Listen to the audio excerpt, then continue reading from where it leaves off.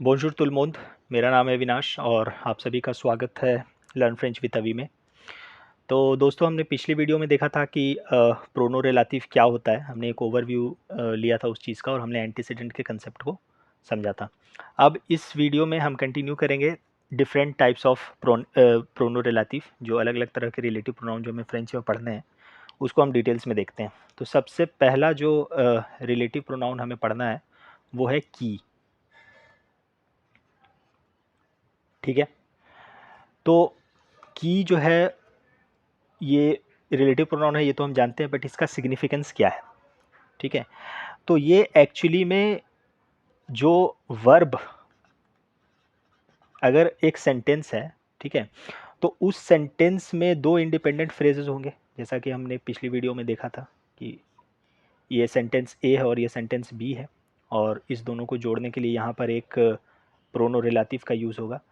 तो अगर हम की को अगर यूज़ कर रहे हैं एज अ प्रोनो रिलेटिव, तो ये की जो है वो जो आने वाला वर्ब होता है उसका सब्जेक्ट होगा। ठीक है, कंसेप्ट यही है।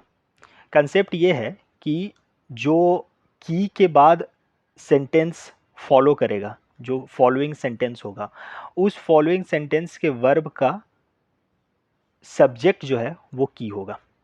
ठीक है, तो ऐसा तो काफ़ी कॉम्प्लिकेटेड लग रहा होगा आपको समझने में, तो हम ट्राई करते हैं इसको एक एग्जाम्पल की मदद से समझने का। ठीक है, जैसे दो इंडिपेंडेंट फ्रेज हैं, एक है ये यूनामी। ठीक है, मेरे पास एक दोस्त है या मेरा एक दोस्त है, और एक फ्रेज है एल विया द्यू जापो। ठीक है, वो जापानीज है या वो जापान से आती है। ठीक है, तो हमने यहाँ पर यूनामी और एल भी यहाँ पर क्या है, एल जो है वो आमी के लिए यूज हुआ है। ठीक है, ये एक्स्ट्रा ई लगा हुआ है इसमें। ठीक है, this signifies that this noun is feminine noun. ठीक है, तो यहाँ पे एल जो है वो आमी के लिए यूज़ हुआ है। और हमने पिछली वीडियो में आपको बताया भी था कि प्रोनो रिलेटिव सिर्फ नाउन को रिप्लेस नहीं करता, वो किसी दूसरे प्रोनाउन को भी रिप्लेस कर सकता है। और यहाँ पर एल जो है वो प्रोनाउन है, स्यूजियातोन हम इसे बोलते हैं। ठीक है, सब्जेक्टिव।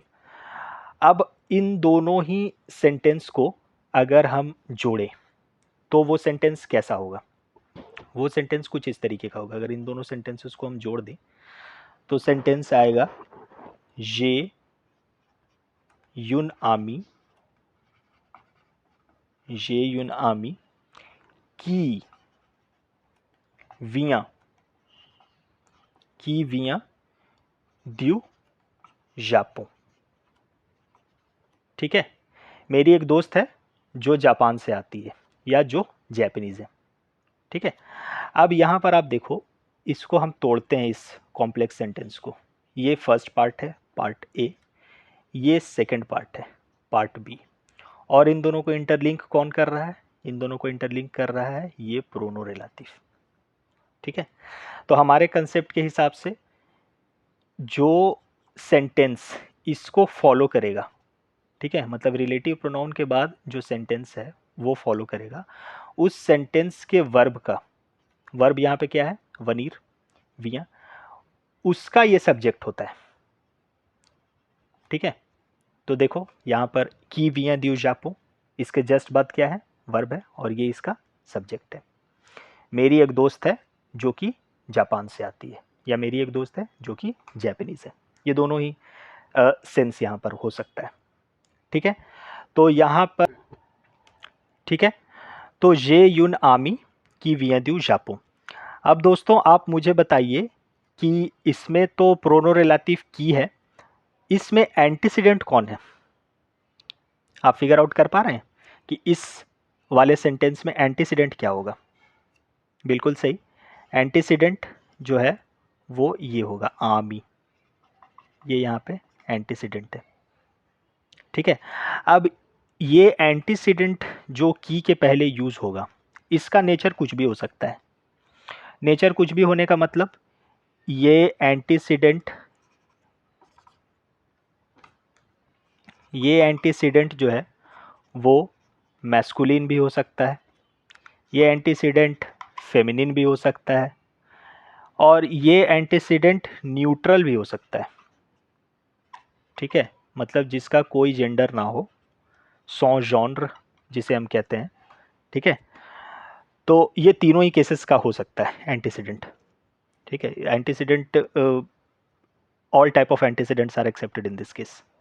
ठीक है, अब हम अलग अलग एग्जांपल्स देखते हैं कि कैसे डिफरेंट एंटीसीडेंट्स यूज़ होते हैं प्रोनो रिलेटिव के साथ, की के साथ। जैसे एक सेंटेंस है कि ils ont adopté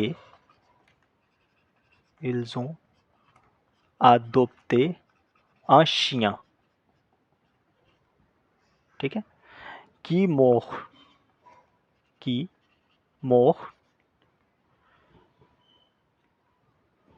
tout le monde, tout le monde। ठीक है, मतलब उसने एक कुत्ते को एडॉप्ट किया जो कि सभी को काटता है ना। यहाँ पे प्रोनो रिलेटिव क्या है और एंटीसीडेंट क्या है, आप पहले फिगर आउट करिए। तो प्रोनो रिलेटिव की है और एंटीसीडेंट शिया है। ठीक है, और अब आप देख सकते हैं कि यहाँ पे एंटीसीडेंट जो है वो मैस्कुलिन एंटीसीडेंट है। इसके पहले वाले एग्जाम्पल में हमने देखा था कि वो एक फेमिनिन एंटीसीडेंट था क्योंकि यून आमी थी। ठीक है, तो हम इस एग्जाम्पल से क्लियर है कि मैस्कुलिन एंटीसीडेंट भी हो सकता है और न्यूट्रल एंटीसीडेंट भी हो सकता है। जैसे अगर मैं बोलूं कि ये थ्रूवे quelque chose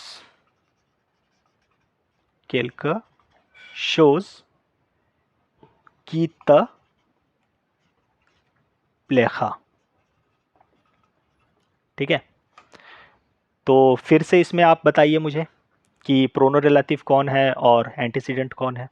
तो प्रोनो रिलेटिव क्वाइट ऑब्वियस की ही होगा। ठीक है, और इस केस में एंटीसीडेंट जो है वो quelque chose है। इस सेंटेंस का मतलब क्या है? इस सेंटेंस का मतलब है कि मैंने कुछ पाया है, मैंने कुछ पाया है जो कि तुम्हें पसंद आएगा। ठीक है, तो यहाँ पे quelque chose इज समथिंग, और समथिंग का कोई जेंडर नहीं हो सकता। Something is neutral in this case.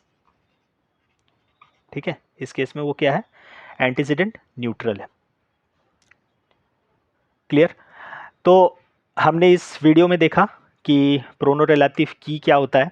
ठीक है, and what is the significance of pronoun relative की, how this pronoun relative can be used in a sentence, and what would be the nature of the antecedent which will be which will be used before this prono relative। तो guys मैं समझता हूँ कि मैं अच्छे से समझा पाया हूँगा आप लोगों को। अगर आपको कोई भी तरह का डाउट हो तो आप कमेंट में मुझे क्वेश्चन पूछ सकते हैं, feel free about that, and we will see you all guys in the next videos. आबियंतो।